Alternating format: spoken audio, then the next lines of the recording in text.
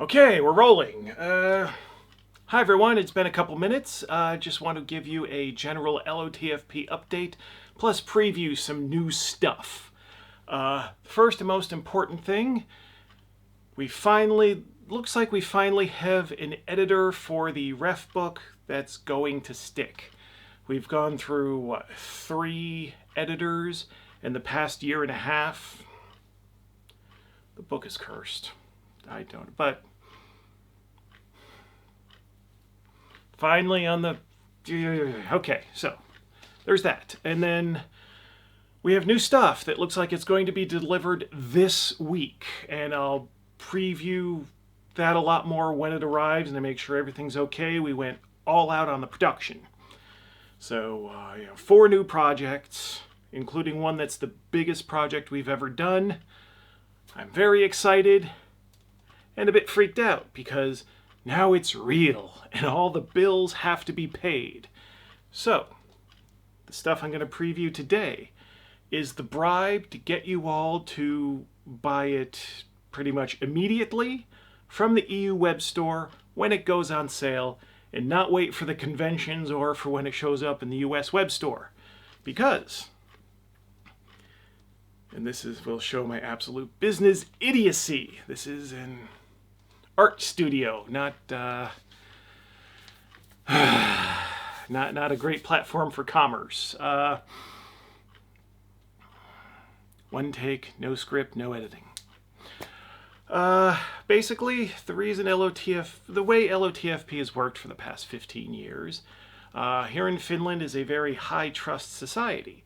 So I place an order, print me books that have all the foil and special cover and stitch binding and everything. And they deliver it, and they bill after delivery. So that's how I do all these fancy books. But in order for that to work, you all have to buy enough stuff for me to pay the printing bill within a few weeks. Because, yeah. And this time, the printing bill is going to be large. So I need a lot of you to order. And I think the products, once I show them to you, once I have those in front of the camera, you're gonna go, holy shit. And that'll get us maybe all the way there. But I worry about these things. So I'm going to give you a little bit of incentive. We're bringing back the Weird Crushers. The Weird Crushers are the little mini adventures supplement thingies that get put in free with your orders and are available exclusively through ordering. And this time, we don't just have 1 new Weird Crusher. We don't have 2 new Weird Crushers. We don't even have 3 new Weird Crushers. I went insane. We don't even have 4 new Weird Crushers. We have 5. 5 new Weird Crushers. We basically have to sell 20 more sets of the new books to pay for the freebies you're going to get. So here's hoping that this promotional effort results in 21 or more of you buying all the stuff right away that you wouldn't otherwise have. I'm totally calm about all this. So, way it'll work. If you buy 1 of the new books, you get 1 of the Weird Crushers. Buy 2 of the new books, get 2 of the Weird Crushers, etc., etc. But if you buy 4 books, then you get all 5 Weird Crushers. And these Weird Crushers, we won't start sending them out until the new stuff goes on sale, but they'll go out with any orders. So you don't have to buy the new things to get the Weird Crushers. If you buy 4 of the older books, you'll still get 5 Weird Crushers. But again, we don't start sending them out with orders until the new stuff's available.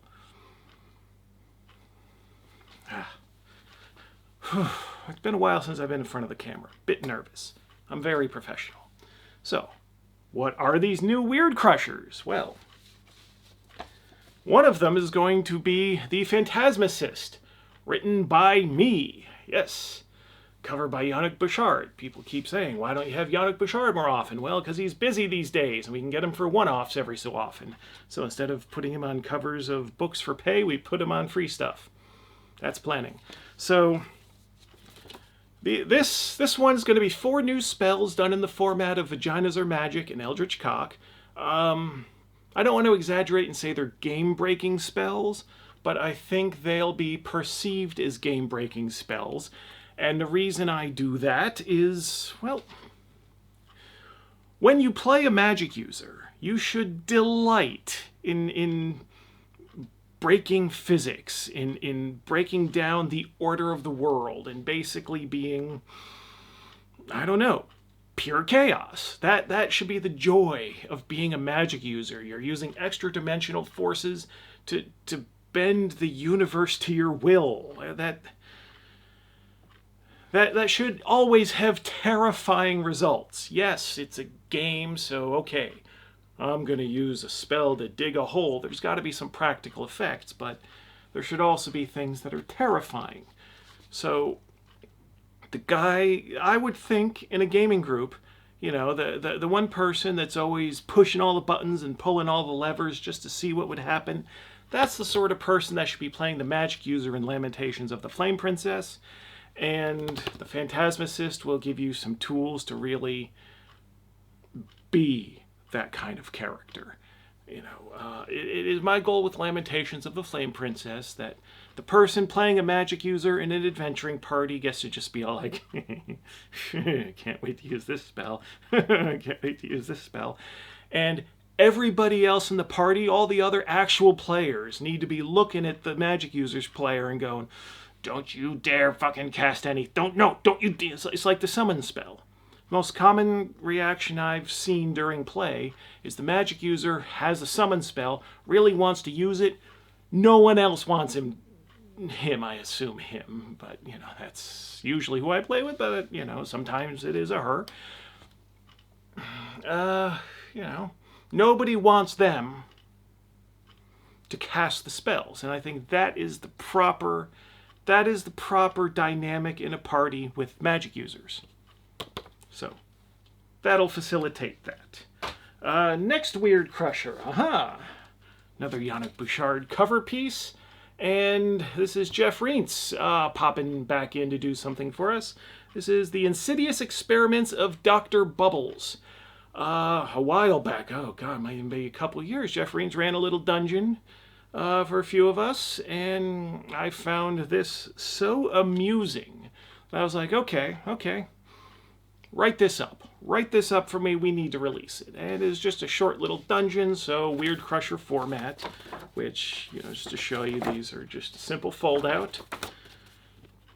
So that's what this is, an amusing little thing of Jeff Reintz whimsy. Oh, and I need to also say something about these. We used a new printer to print the Weird Crushers, and, you know, I was just gone for 2 weeks to the US and the UK for North Texas RPG Convention and UK Games Expo. So I placed the order to get these printed up before I left, and they got them done. They bound them in bundles, you know, and stuck them in boxes, and I told them I couldn't, you know, get delivery for 2 weeks. So they sat in a box, and so they're not exactly flat because of the binding. So just to let you know about that, so I don't get the emails. Why isn't my copy well? But the actual products done by the usual house, and they will be done to the usual standards, or they will be going back. Okay. Then Eat the Rich by Tabby L. Rose.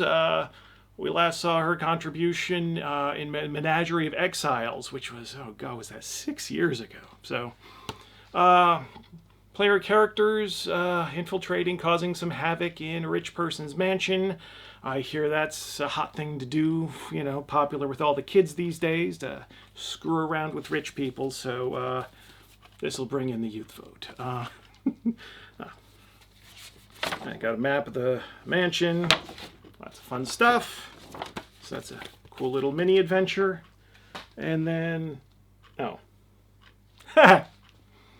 this is the one that, this is why I didn't do this video last week, so I was trying to figure out how to explain Job Bittman's Black of Night. I will just go ahead and say this is the most socially irresponsible thing we've ever published, and we're going to be giving it to people for free who didn't ask for it. So that'll be good. Let me tell you the story about this one. Just to give myself enough rope to hang with.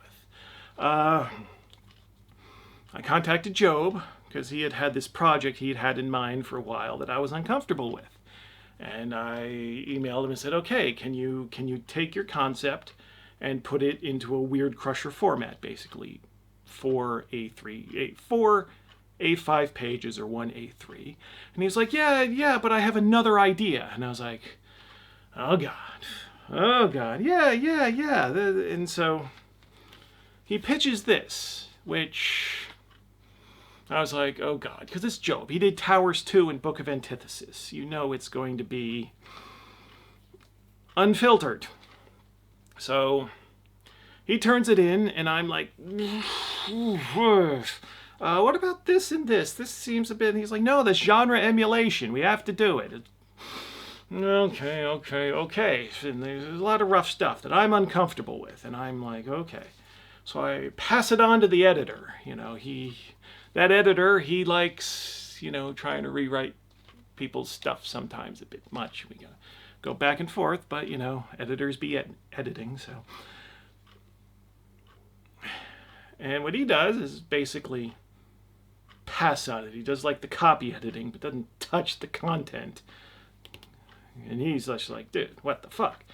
So we pass it on to Glenn to do the layout. And he's like, oh, that's not what I... Basically, nobody in the entire production chain was comfortable with this. It's basically, just imagine, an Italian cannibal movie done through the lens of a blaxploitation movie written by the guy that did Towers 2 and Book of Antithesis.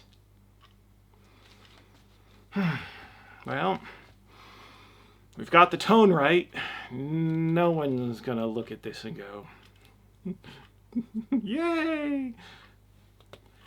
This is very uncomfortable stuff, to say the least. And, so I don't blame the artist. The art was done on the conception, and the artist had no idea what's inside it. So when you start yelling at people about this, leave the artist out of it. Not his fault. The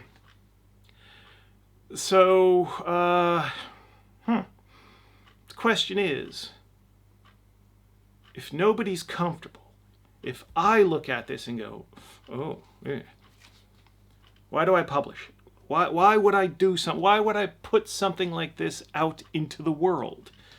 And I can say, oh, just to be a troublemaker, and a little bit of that. But, like, I was at the UK Games Expo a couple weeks back, selling my stuff, and, we've got Fecal Lands on the table there. And there are a couple people that aren't keeping up on Lamentations of the Flame Princess news, and they look at Fecal Lands. Out of everything on the table, they look at the book that's shit. It's got shit simulated shit on the cover. Some rando passing by isn't going to know it's some chocolate mix. It just looks like shit. Looked like we took a photo of shit and put it on the cover. And a couple people ask, why would you do this? And again, it's like, well, why do I do that? And walking through the halls of the UK Games Expo, it's like, oh, this is why I do things like this. Because UK Games Expo has gotten pretty big. Tens and tens of thousands of people go to that now. And, most of it's like board games and, knickknacks and stuff. But there's still a lot of role-playing companies, a lot of role-playing games being sold there. And I'll preface this by saying it's not everybody, but it's a lot. That walking through the halls, looking at everyone's products, it just occurred to me how homogenous everything seemed to be. Each company is going to have their own little proprietary system. But other than that, it's like, if somebody stopped working for Company A, or, in between projects for Company A, does a thing for company B and a thing for company C. Is there any appreciable difference in their output? I mean, the products that everybody's selling. If you took the personnel from one company and just moved them to another company, or if you decided, okay, this company's product line, if that was instead done and released by this company over here instead, would there be any difference? Does anyone really have a house style anymore? It's like, no, everyone seems to be trying to go for roughly the same aesthetic, the same look, the same attitude, the same play experience in that what do they want the players to feel while playing their game? It's like all very cookie cutter increasingly across an entire industry. So walking through the UK Games Expo, looking at all the role-playing games on sale there, it's like when you go on Netflix and you start scrolling through, and it looks like everything's got that N on the thumbnail.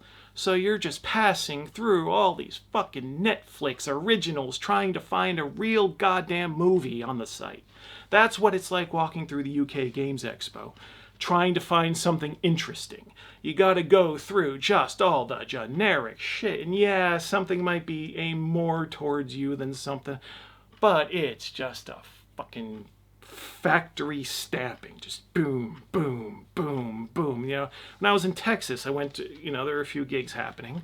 I went to this local cancer benefit gig for someone local, and it was a bunch of local bands, and band after band, different styles. It was just like the factory settings cookie cutter example. Nobody was bad, but it was like almost awesome. The lack of artistic ambition, the lack of wanting to stand out. And so, what I wanted to say, when people would point at fecal lands and ask, why would you do that? When people are going to ask me, why would you do this? I want to just look at everything else and say, do you see all this shit? We're not that. That's it. It's like a mark of differentiation. Is me making a shit book and making it LFP 100 as a joke, is that the proudest moment of Lamentations of the Flame Princess? Is this like the proudest thing? Lamentations of the Flame Princess proudly presents Black of Night. It's like, no, not in that sense. I know it's a freak show. I know Fecal Lands is a freak show. Playable freak shows, that's important, but freak shows nonetheless. But what we're wanting to do here is something different. And if you're wanting to do something different, you've got to experiment. You've got to take chances.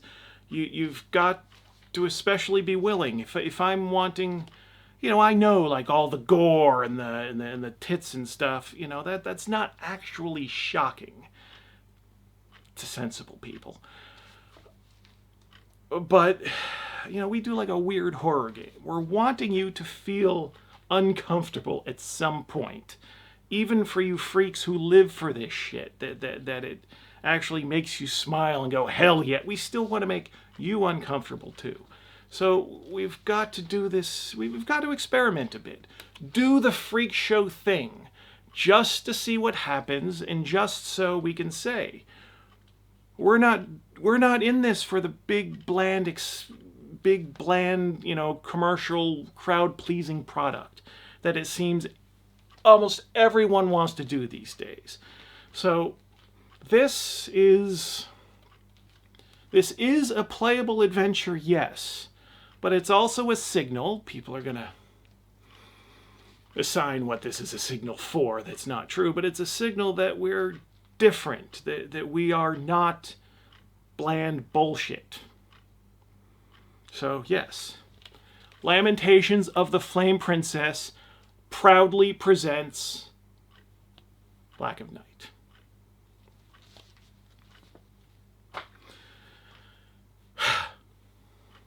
Now after that, we still got one more. This one's a booklet. The booklets were, you know, the little bit better shape than the one sheets folded. This is a booklet Weird Crusher.